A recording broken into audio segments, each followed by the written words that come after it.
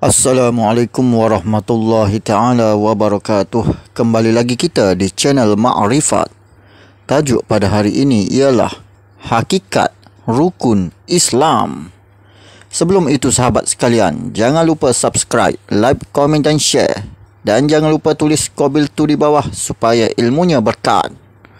Ilmu ini adalah ilmu tasawuf mukasyafah atau ilmu hakikat ma'rifat, atau ilmu ihsan, atau ilmu martabat 7, atau ilmu sir, atau ilmu hakikat, atau ilmu ma'rifat, atau dikenal sebagai ilmu rahsia. Perlu diketahui bahawa ilmu tasawuf mukasyafah adalah ilmu tahap tertinggi di dalam agama Islam. Telanlah ilmu ini walaupun ianya pahit. Membuat fitnah terhadap ilmu Allah adalah berdosa besar.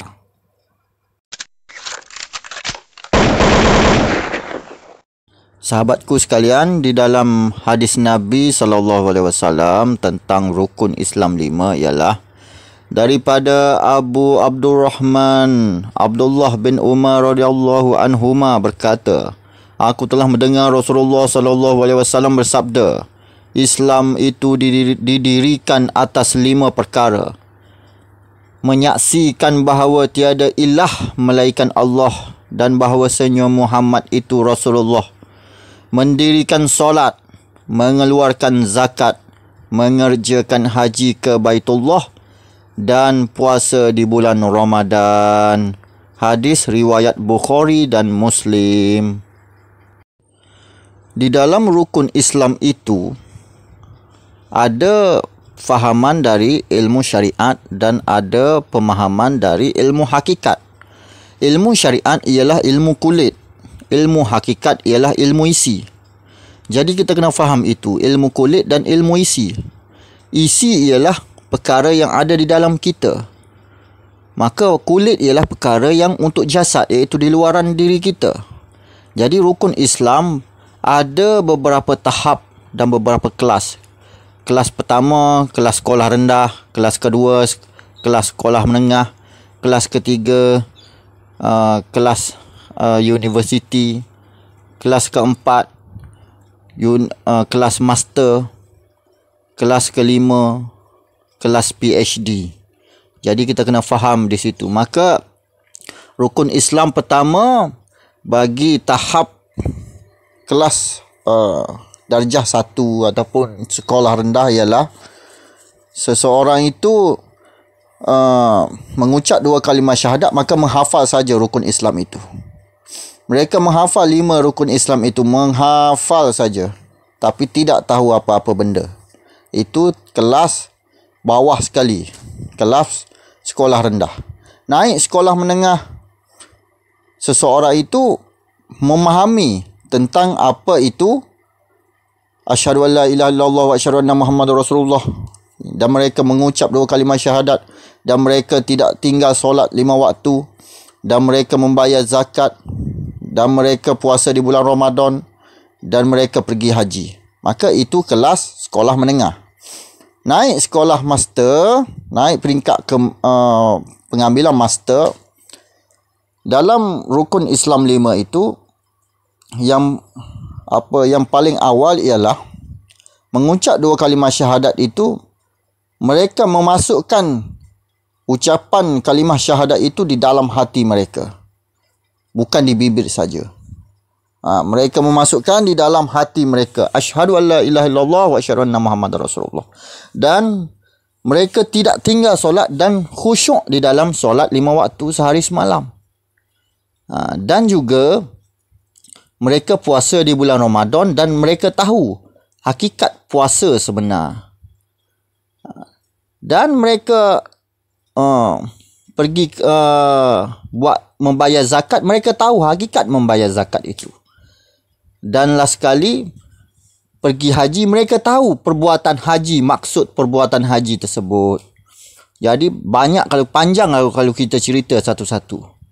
Dan tahap PhD iaitu tahap ma'rifat, maka seseorang itu perlu mengetahui hakikat isi di dalam rukun Islam 5 itu. Yang pertama, rukun Islam 5 itu, yang pertama mengucap 2 kalimah syahadat. Daripada kelas PhD ini, kelas makrifat ini, mengucap 2 kalimah syahadat ialah aku bersaksi bahawa tiada Tuhan melainkan Allah dan aku bersaksi bahawa Nabi Muhammad itu pesuruh Allah. Aku menyaksi. Bila kamu menyaksi? Aku menyaksi Allah.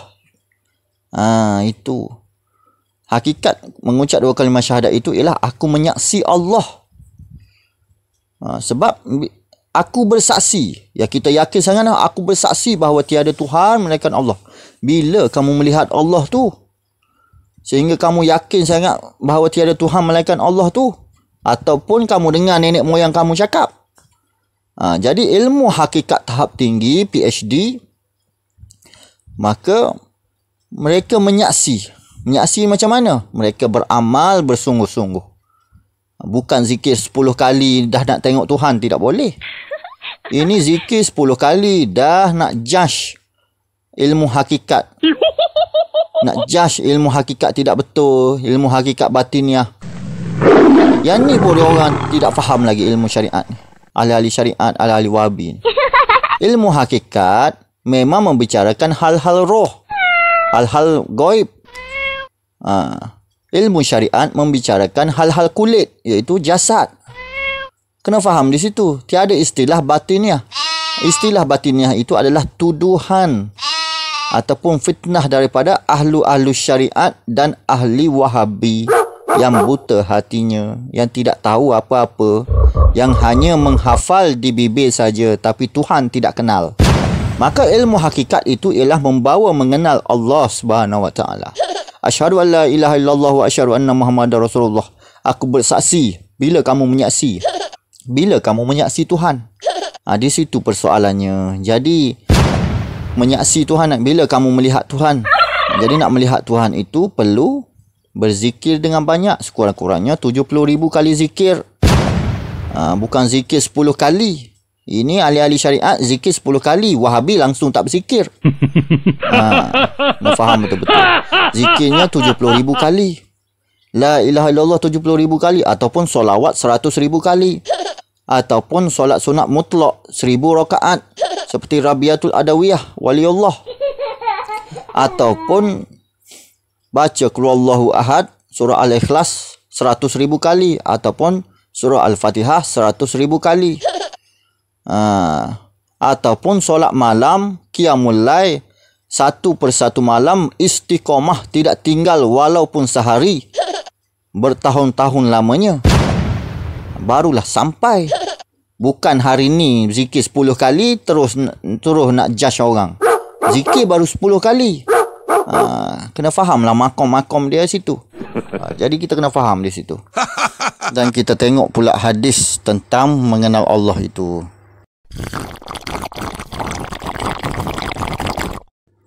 Hadis riwayat Jarir bin Abdullah radhiyallahu anhu, maksudnya suatu hari kami duduk bersama Rasulullah sallallahu alaihi wasallam dan baginda melihat kepada bulan pada malam bulan mengambang, lalu bersabda, kalian akan melihat Tuhan kalian seperti mana kalian melihat bulan ini, dan kalian tidak akan mempunyai masalah untuk melihatnya. Sahih Al-Bukhari 7434 dan Sahih Muslim 633. Maka Nabi sendiri pun cakap di dalam hadis sahih bahawa zat Allah itu boleh melihat, boleh kita lihat. Kita boleh berjumpa dengan zat Allah Subhanahu Wa Taala itu. Itulah rukun Islam yang pertama, iaitu asyhadu an la ilaha illallah wa asyhadu anna Muhammadar Rasulullah. Aku bersaksi bahawa tiada Tuhan melainkan Allah, dan aku bersaksi bahawa Nabi Muhammad itu adalah pesuruh Allah, iaitu menyaksi zat Allah Subhanahu Wa Taala itu dengan sebenar-benar zat, dengan sebenar-benar saksi. Dia menyaksi sendiri, dia melihat sendiri dengan mata kepala dan mata hatinya. Dan Muhammad pesuruh Allah, dan aku bersaksi bahawa Nabi Muhammad itu adalah pesuruh Allah, iaitu kita turun balik daripada selepas menyaksi zat Allah itu, kita turun balik kepada diri jasad itu dan mengikut cara-cara Nabi Muhammad. Maka turun balik itu mengikut cara Nabi Muhammad SAW. Maka di sini tinggi sikit ya. Kerana ini adalah ilmu tahap PhD, bukan tahap budak sekolah rendah. Kena faham betul-betul. Jadi ini adalah ilmu hakikat makrifat, bukan ilmu syariat. Jadi kita kena faham di situ. Dan kita tengok pada hadis yang lain pula.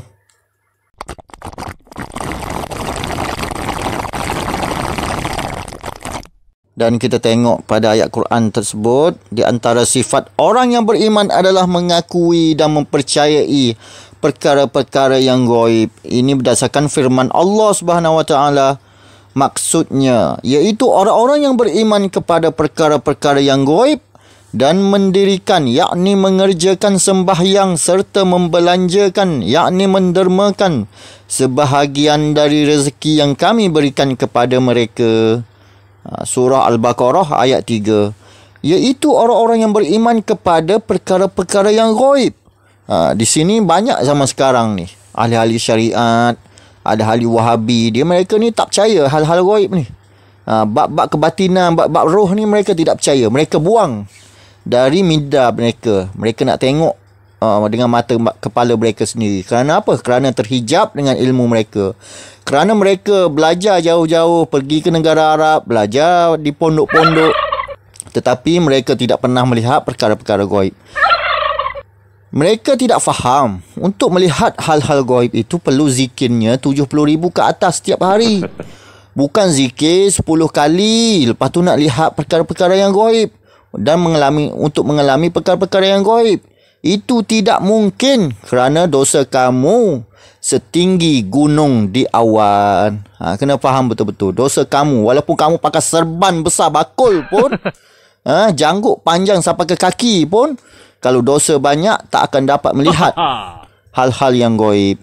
Dan di dalam surah Al-Isra ayat 60 maksudnya, dan tiadalah kami menjadikan pandangan, yakni malam pada malam Mi'raj yang telah kami perlihatkan kepadamu melainkan sebagai satu ujian bagi manusia.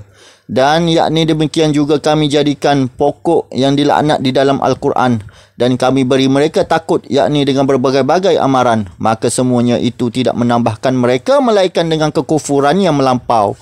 Apabila seseorang ahli makrifat mencapai makrifatullah, maka sebab itulah perlu dirahsiakan.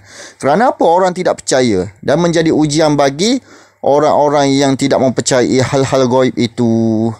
Mereka membantah. Mereka tidak percayai hal-hal gaib. Mereka merasakan, aku belajar PhD selama ini, kenapa aku tidak pernah mengalami hal-hal gaib seperti ini? Aku baca kitab, siap hafal Quran, siap hafal hadis, kenapa aku tak mengalami hal-hal gaib seperti ini? Sedangkan orang bodoh dapat mengalami hal-hal gaib. Sebabnya kerana kamu tidak beramal, itu aja. Kamu malas beramal, kamu malas bertahajud setiap hari, beristiqamah. Itu aja. Kerana kamu hanya zikir 10 kali. Lepas tu pakai serban besar-besar, ada riak pula. Macam mana kamu nak dapat mengalami hal-hal kebatinan? Kena faham begitu. Di dalam surah Al-Najm ayat 12, maksudnya, jika demikian patutkah kamu hendak membantahnya mengenai apa yang telah dilihatnya itu? Di dalam Al-Quran surah Al-Najm ayat 12. Dia kata, patutkah kamu hendak membantah mengenai apa yang telah dilihatnya itu? Macam hari ni lah. Kita tengok ahli syariat yang buta hati. Kita tengok ahli wahabi yang buta hati.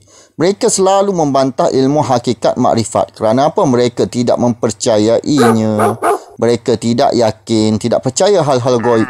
Mereka tidak percaya hal-hal gaib. Mereka hanya dengar daripada nenek moyang mereka sendiri saja. Orang suruh sembahyang, maka sembahyanglah dia. Sedangkan sembahyang, apa maksud sembahyang? Sembah moyang.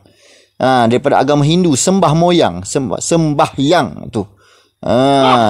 Jadi mereka solat sebab nenek moyang mereka suruh solat, tapi Tuhan tidak kenal. Kena faham betul.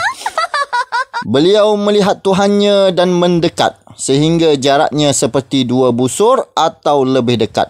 Hadis riwayat At-Tirmizi 3280 dan Albani menilai sahih sampai kepada Ibnu Abbas. Hadis ni sahih. Ni hadis ya.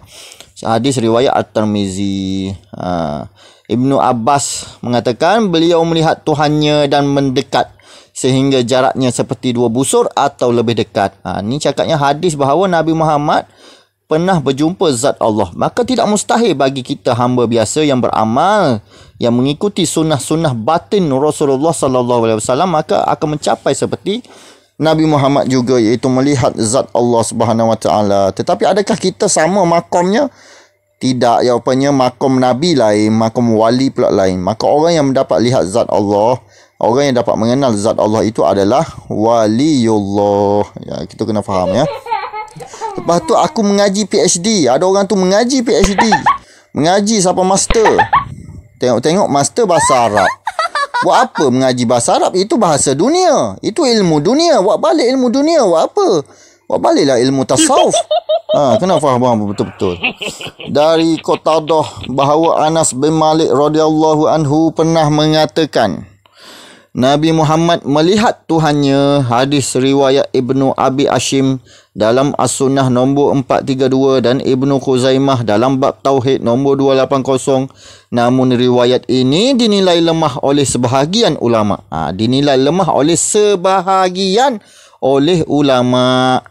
Ada ulama membantah, ada ulama yang betul. Kerana apa? Itu atas di makom masing-masing. Nabi Muhammad tu dia melihat Allah Subhanahu wa taala. Jadi kalau kita sebagai umat Nabi Muhammad perlu ikutlah sunnah-sunnah batin Rasulullah. Apakah sunnah-sunnah batin Rasulullah? Iaitu mengalami kerohanian seperti Rasulullah sallallahu alaihi wasallam. Tapi kenapa ustaz-ustaz yang mengajar kat masjid, ustazah-ustazah yang mengajar kat masjid tidak mendapat kerohanian-kerohanian itu? Jawapannya, pertama, mereka tidak meyakini hal-hal gaib. Yang kedua, mereka tidak mempelajari tasawuf, bahkan bantah ilmu tasawuf, bahkan buang ilmu tasawuf. Ini masalahnya. Yang ketiga, mereka tidak beramal, malas untuk beramal. Hanya alim di depan orang sahaja. Saya melihat dengan mata hatiku dan tidak dengan mata kepalaku. Hadis riwayat At-Tabari 27 palang 46 palang 47 dan Ibnu Abi Hatim nombor 18699. Muhammad bin Ka'ab Al-Quradzi tidak berjumpa dengan Nabi sallallahu alaihi wasallam. Mana ini mereka kata hadis dhaif, tetapi ada juga mengatakan hadis sahih. Maknanya kerana apa? Kerana ilmu ini adalah rahsia. Maka sebab itu tidak dihebohkan hadis tersebut.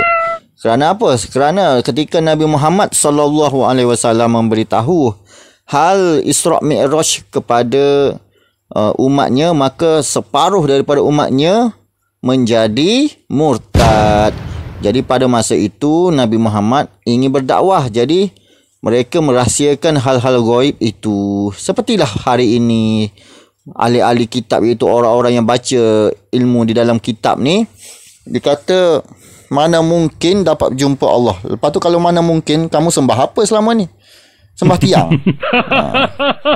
Nabi SAW melihat Tuhannya dengan hatinya 2 kali. Hadis riwayat Muslim nombor 176. Ahmad dalam Musnad 1/223. Nabi lihat Allah Ta'ala. Maka kita umatnya ialah perlu mengikut sunnah batin Rasulullah. Perlu seperti Rasulullah juga. Jadi sunnah zahir lain, sunnah batin lain. Sunnah zahir, cara makan, cara minum, cara tidur, cara macam-macam lah.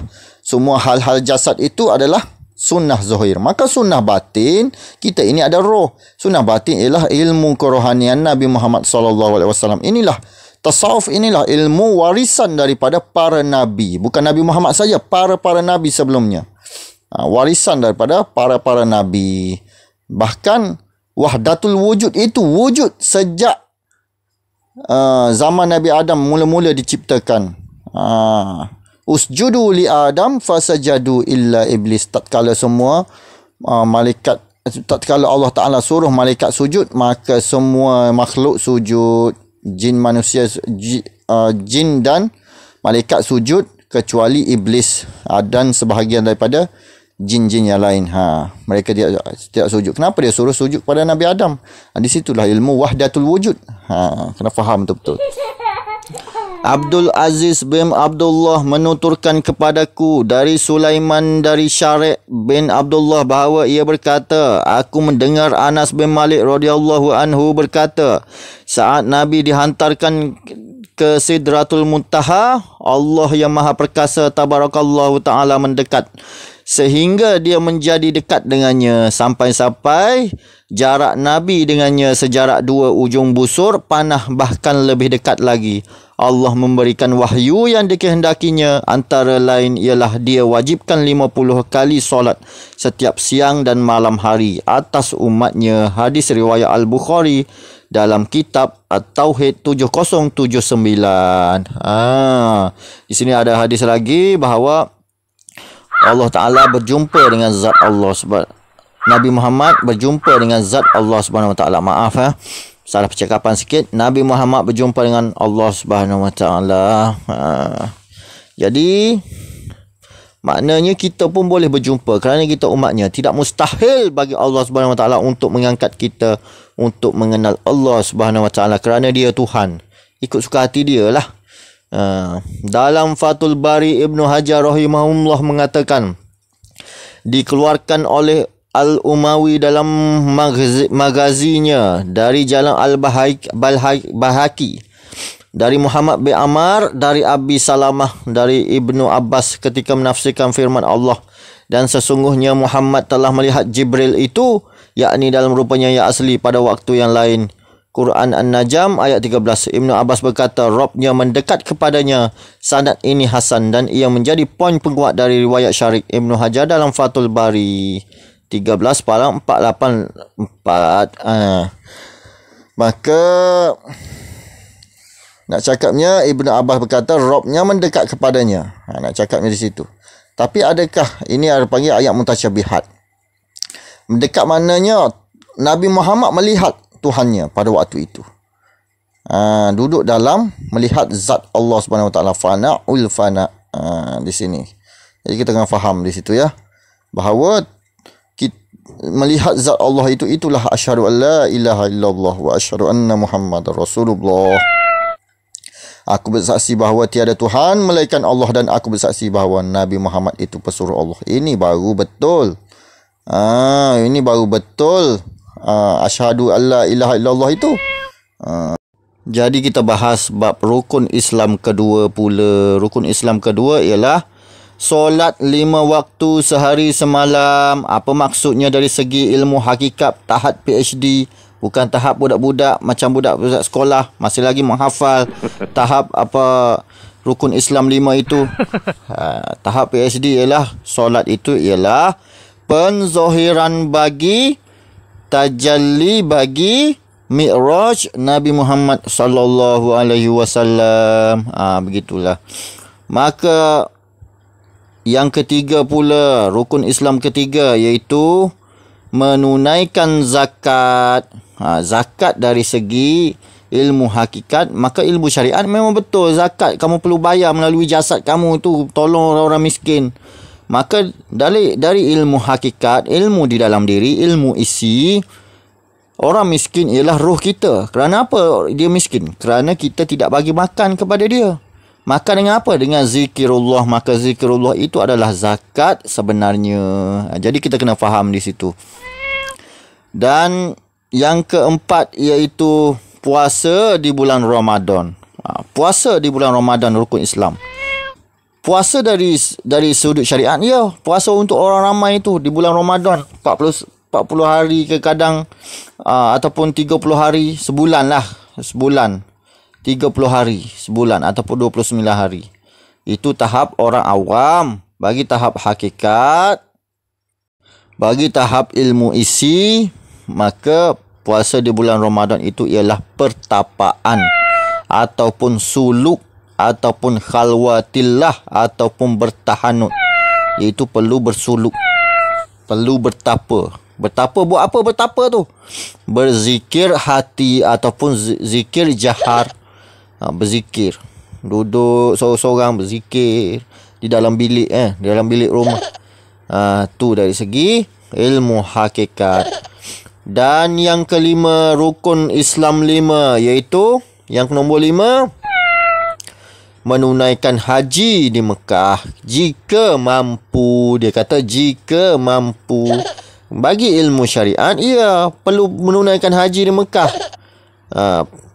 Jika mampu. Kalau dari segi ilmu hakikat, menunaikan haji di Mekah itu ialah orang itu sampai ma'rifah kepada Allah, sampai mengenal Allah Subhanahu wa taala. Itulah hakikat menunaikan haji.